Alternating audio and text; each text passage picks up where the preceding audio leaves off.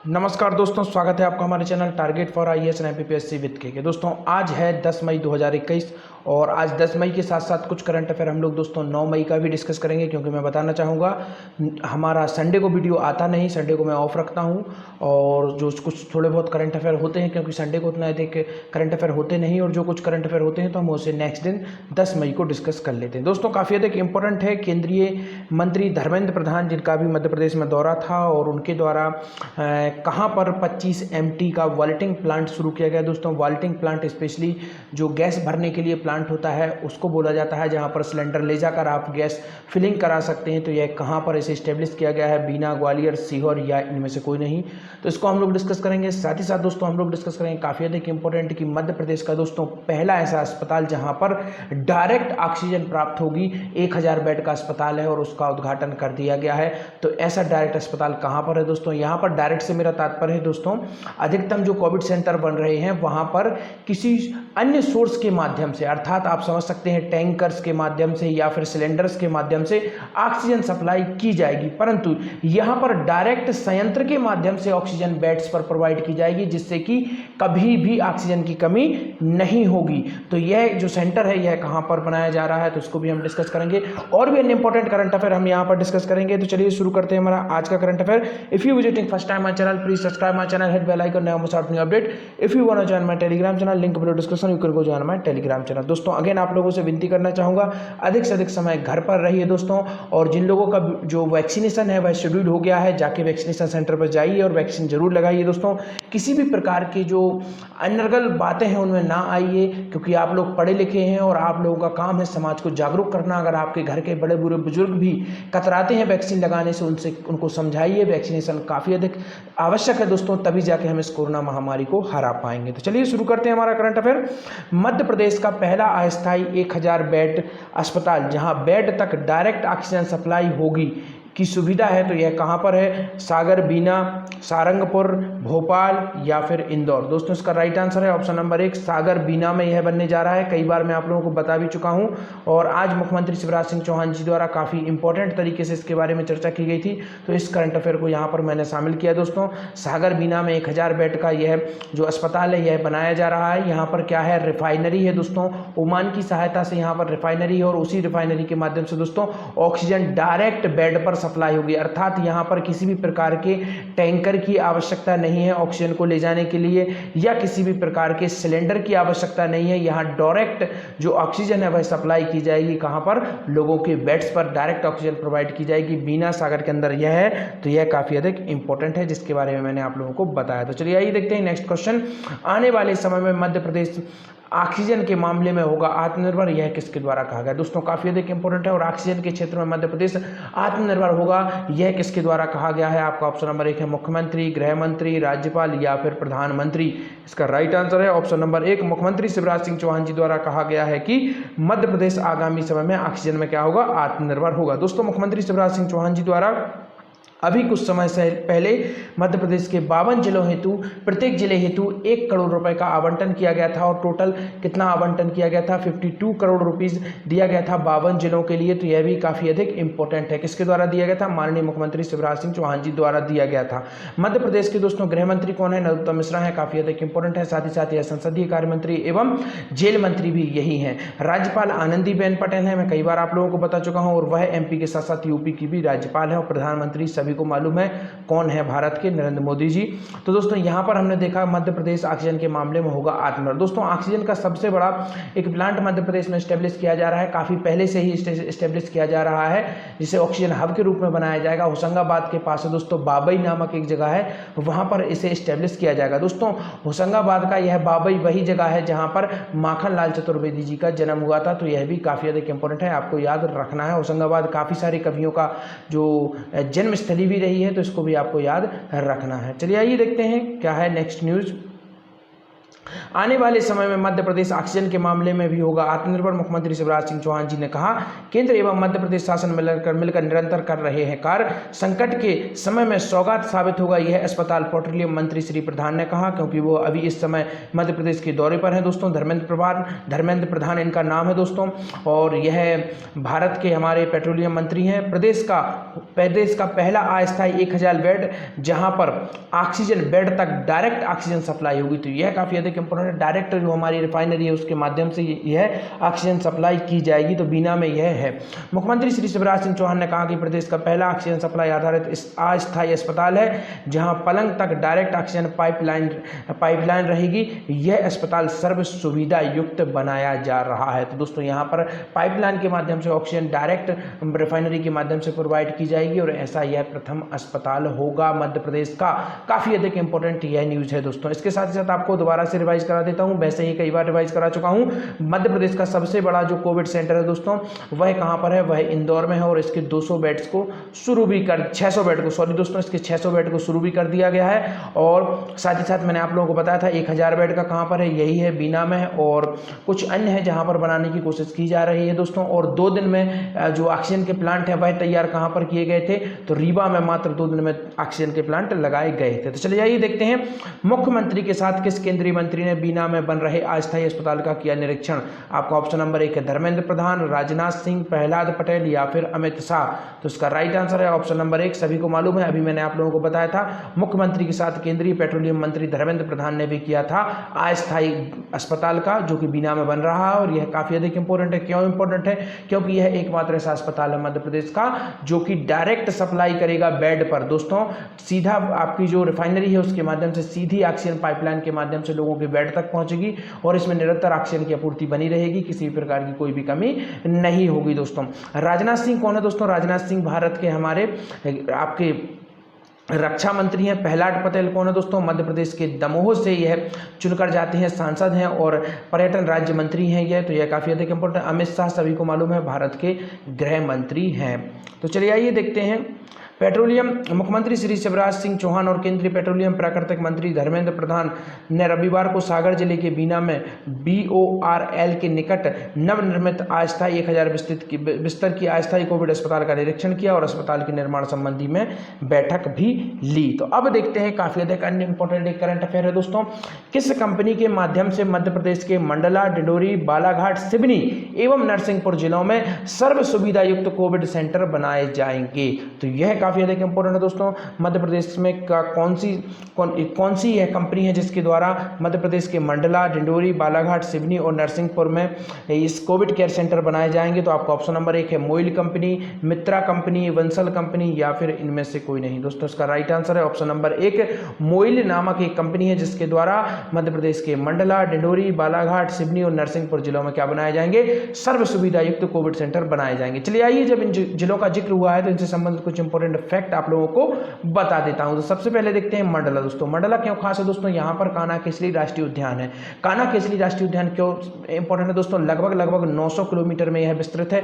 यह मध्य प्रदेश का सबसे बड़ा राष्ट्रीय उद्यान है दोस्तों। और काफी अधिक इंपॉर्टेंट फैक्ट आपको बता देता हूं दोस्तों, यह मध्य प्रदेश का दोस्तों प्रथम अभ्यारण्य था। अभ्यारण्य इसे कब बनाया गया था? 1952 में बनाया गया था दोस्तों। फिर उसके बाद आप देखेंगे इसे राष्ट्रीय उद्यान कब बनाया गया था? 1955 में इसे राष्ट्रीय उद्यान बनाया गया था। नोट करते जाइए दोस्तों, काफी अधिक इंपॉर्टेंट फैक्ट है यह कान्हा केसरी से संबंधित, और कभी भी आप लोगों से पूछा जा सकता है, क्योंकि यह एकमात्र ऐसा राष्ट्रीय उद्यान है दोस्तों जो कि मध्य प्रदेश का पहला अभ्यारण्य था, जो कि 1952 में बनाया गया था अभ्यारण्य। मध्य प्रदेश का पहला नेशनल पार्क था, राष्ट्रीय उद्यान था, जो कि 1955 में बनाया गया था इसे राष्ट्रीय पार्क। और दोस्तों साथ ही साथ मध्य प्रदेश का प्रथम टाइगर रिजर्व था। टाइगर रिजर्व कब बनाया गया था? इसे 1974 में इसे टाइगर रिजर्व का दर्जा दिया गया था। तो यह भी काफी अधिक इंपॉर्टेंट है। तो यहां से संबंधित मैंने आपको इंपॉर्टेंट फैक्ट बता दिए, साथ ही साथ कुछ अन्य इंपॉर्टेंट फैक्ट बता देता हूं दोस्तों।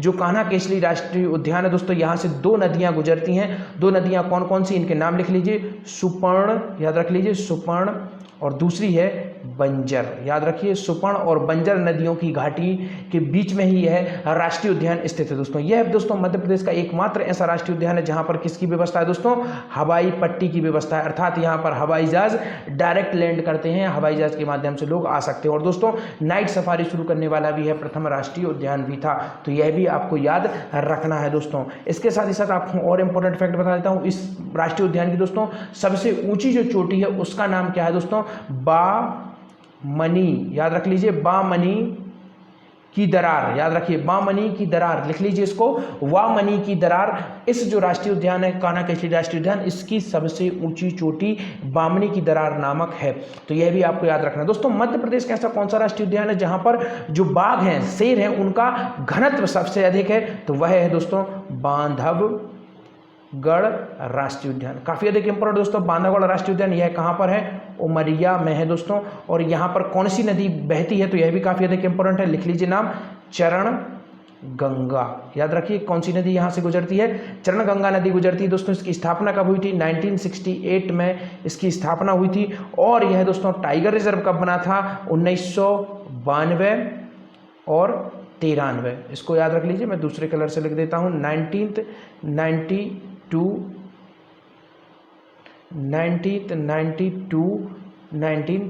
याद रख लीजिए, दोबारा से यहाँ पर लिख देता हूँ, 1992 और 93। तो जब इस सन में दोस्तों यह बना था टाइगर रिजर्व, और यहाँ पर सबसे अधिक घनत्व है किसका, टाइगर का घनत्व दोस्तों। और 32 पहाड़ियों से घिरा हुआ बांधवगढ़ राष्ट्रीय उद्यान है, तो यह भी काफी अधिक इंपॉर्टेंट दोस्तों। एक और इंपॉर्टेंट फैक्ट बता देता हूँ, मध्य प्रदेश का सबसे छोटा राष्ट्रीय उद्यान कौन सा है दोस्तों, तो मध्य प्रदेश का सबसे छोटा राष्ट्रीय उद्यान है दोस्तों डिंडोरी में। याद रखिए, डिंडोरी में है सबसे छोटा राष्ट्रीय उद्यान है, मात्र 0.27 किलोमीटर इसका जो क्षेत्रफल है। यह है जीवाश्म राष्ट्रीय उद्यान इसका नाम है दोस्तों। और इसकी स्थापना कब हुई थी, 1983 में इसकी स्थापना हुई थी। तो मध्य प्रदेश का सबसे छोटा राष्ट्रीय उद्यान यही है।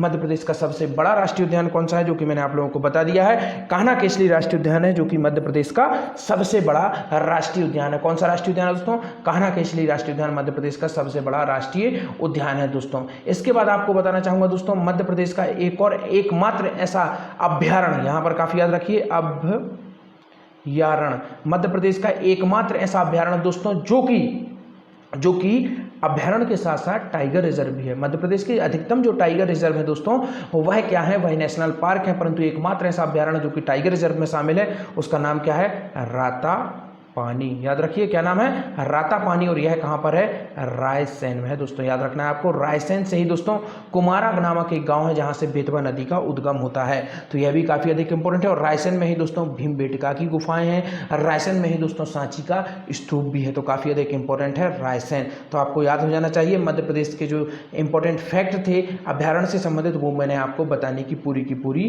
कोशिश की है। अब देखते हैं नेक्स्ट जिला, यहाँ पर आप देख रहे होंगे डिंडोरी। डिंडोरी के बारे में काफी अधिक इंपॉर्टेंट है दोस्तों, आपको याद होना चाहिए। डिंडोरी दोस्तों मध्य प्रदेश का ऐसा जिला है जहां पर दोस्तों सबसे कम जनघनत्व है। मध्य प्रदेश का सबसे अधिक जनघनत्व कहां पर है दोस्तों, भोपाल में है, याद रखिए। और भारत का सबसे अधिक जनघनत्व कहां पर है दोस्तों, बिहार में है, याद रखिए। और मध्य प्रदेश का सबसे अधिक जनघनत्व कहां पर है, 855 वर्ग किलोमीटर है, भोपाल का है सबसे अधिक जनघनत्व। और सबसे कम जनघनत्व कहां का है दोस्तों, मध्य प्रदेश के डिंडोरी जो जिला है उसका सबसे कम जनघनत्व है। तो यह डिंडोरी से संबंधित इंपॉर्टेंट फैक्ट था। अब देखते हैं बालाघाट। दोस्तों बालाघाट का जो लिंगानुपात है वह सबसे अधिक है, 1021 महिलाएं हैं दोस्तों 1000 पुरुषों पर। यह भी काफी अधिक इंपॉर्टेंट है बालाघाट के बारे में दोस्तों। और बालाघाट से संबंधित एक और इंपॉर्टेंट फैक्ट यह है कि मध्य प्रदेश का ऐसा जिला है दोस्तों जो 2 राज्यों से सीमा साझा करता है।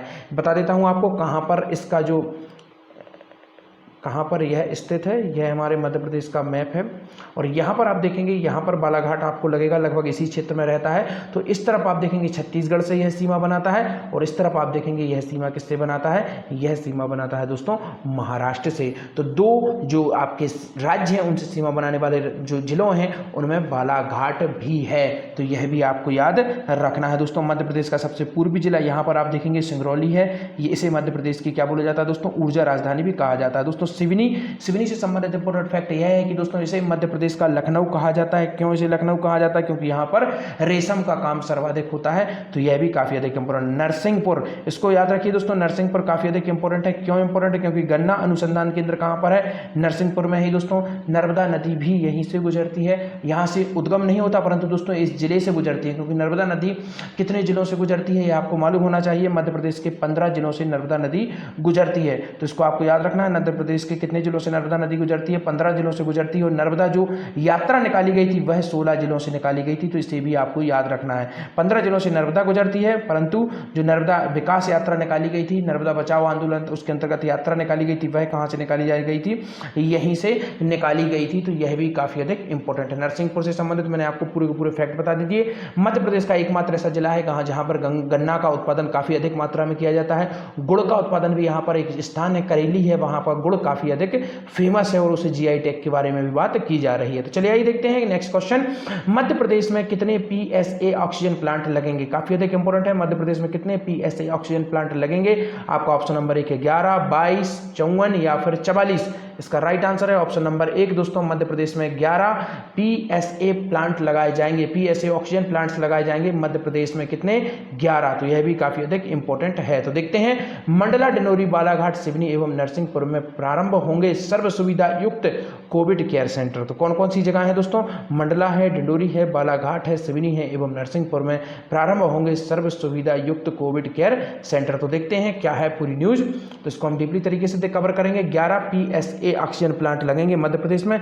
प्रदेश में अतिरिक्त ऑक्सीजन के टैंकर भी मिलेंगे। और टैंकर से संबंधित एक इंपॉर्टेंट फैक्ट है दोस्तों, कौन सा ऐसा देश है जहां से मध्य प्रदेश के लिए 2 ऑक्सीजन टैंकर आए थे दोस्तों? सिंगापुर वह शहर है, लिख देता हूं यहां पर, नाम याद रख लीजिए, काफी अधिक इंपॉर्टेंट है, फेमस शहर है दोस्तों सिंगापुर। यहां से दोस्तों 2 ऑक्सीजन के टैंकर मध्य प्रदेश को प्राप्त हुए थे। मुख्यमंत्री श्री चौहान एवं केंद्रीय पेट्रोलियम मंत्री, रसायन मंत्री श्री धर्मेंद्र प्रधान ने मंत्रालय में बैठक की है दोस्तों। और धर्मेंद्र प्रधान ने कहा है कि मोइल नामक कंपनी, जो कि मैंने आप लोगों को बताया था मध्य प्रदेश में ऑक्सीजन प्लांट लगा रही और जो मध्य प्रदेश में अस्थायी अस्पताल उनको बना रही है, मोइल नामक कंपनी मध्य प्रदेश के मंडला, डिंडोरी, नरसिंहपुर में सर्व सुविधा युक्त कोविड सेंटर बना रही है, और जिनमें ऑक्सीजन लाइन, ऑक्सीजन कंटेनर तथा वेंटिलेटर्स की भी सुविधा होगी, अर्थात ऑक्सीजन से सर्व सुविधा युक्त यह होंगे। और साथ ही मध्य प्रदेश के 11 पीएसए ऑक्सीजन प्लांट लगाए जाएंगे। प्रदेश को अतिरिक्त क्रायोजेनिक्स ऑक्सीजन टैंक भी प्रदान किए जाएंगे। तो यह भी काफी अधिक इंपॉर्टेंट है। तो देखते हैं अब नेक्स्ट क्वेश्चन। केंद्रीय मंत्री श्री धर्मेंद्र प्रधान ने कहा 25 MT का वॉलेटिंग प्लांट शुरू किया है। काफी अधिक इंपॉर्टेंट है। वॉलेटिंग प्लांट मैंने शुरुआत में आपको बताया था, यहां पर ऑक्सीजन भरने की, रिफिल करने की व्यवस्था होगी। आपका ऑप्शन नंबर 1 है बीना में, ग्वालियर में, सीहोर में या फिर इनमें से कोई नहीं। तो दोस्तों इसका राइट आंसर है ऑप्शन नंबर 1 बीना में ही दोस्तों केंद्रीय मंत्री धर्मेंद्र प्रधान ने 25 MT का वॉलेटिंग प्लांट शुरू किया है। अर्थात सभी को मालूम है यहाँ पर बेड पर डायरेक्ट ऑक्सीजन प्रोवाइड की जाएगी, और इसी को ध्यान में रखते हुए दोस्तों यहाँ पर यह वॉलेटिंग प्लांट शुरू किया गया है।